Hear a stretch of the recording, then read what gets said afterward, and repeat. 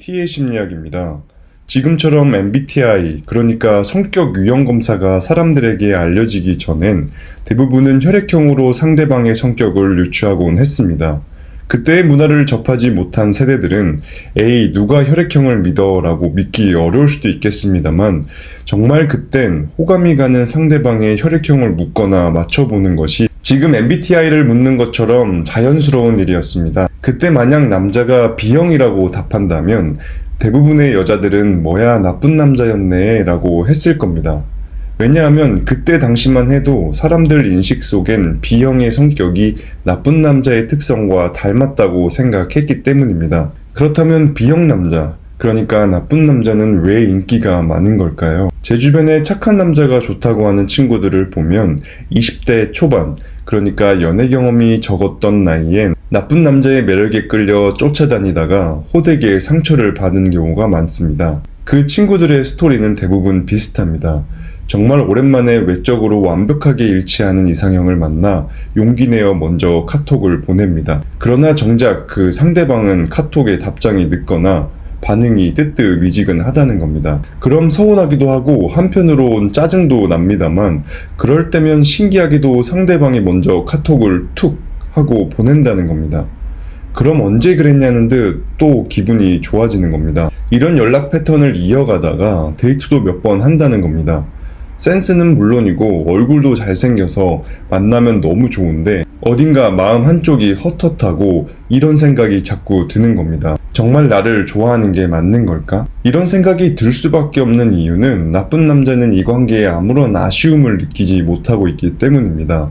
쉽게 얘기하면 이 관계는 남녀가 함께 잡고 있는 게 아니라 여자 혼자 잡고 있다고 보는 게 맞을 겁니다. 그런데 신기하게도 자신을 헷갈리게 하는 그 남자의 행동이 너무 싫어서 신경을 끄려고 하면 할수록 아이러니하게 그 사람이 자꾸 생각나고 더 끌린다는 겁니다. 이렇게 나쁜 남자를 좋아하면 본인이 다칠 걸 뻔히 알면서도 왜 나쁜 남자의 매력에 더 끌릴 수밖에 없는 건지 그 이유를 심리적으로 한번 파헤쳐 보겠습니다. 첫 번째 이유는 바로 불확실성입니다.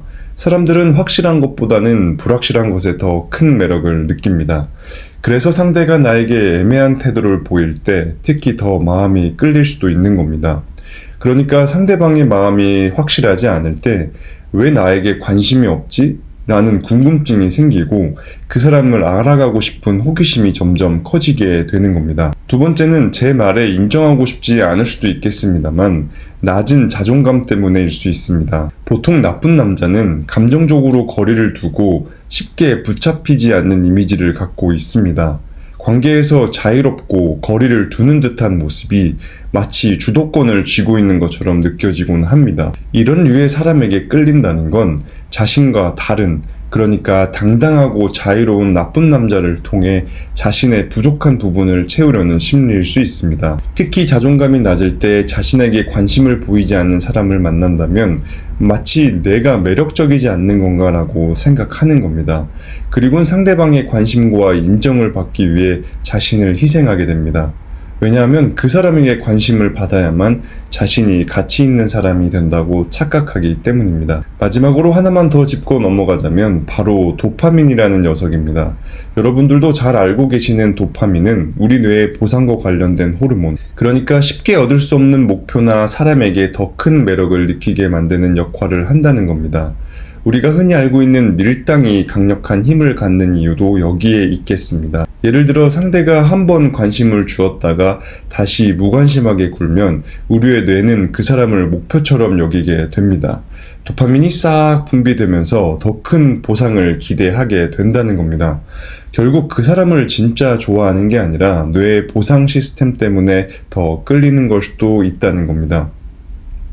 끝으로 어떤 사랑을 하건 개인의 자유입니다. 저 역시도 울어도 보고 웃어도 보는 다양한 사랑을 경험하는 것을 추천합니다만 매번 나쁜 남자에게 똑같은 상처를 받는 분들에게 주제넘게 한마디 드리자면 건강한 관계는 상대방을 소유하려고 집착하거나 자신의 존재를 인정받기 위해 희생하는 것이 아닙니다. 진정한 사랑이란 서로의 마음을 편안하게 나누고 관계에 믿음을 주고 받는 것 아닐까 싶습니다. 그럼 오늘도 시청해주셔서 감사드리며 영상이 조금이나마 도움이 되셨다면 구독, 좋아요 부탁드리겠습니다. 이상 T의 심리학이었습니다.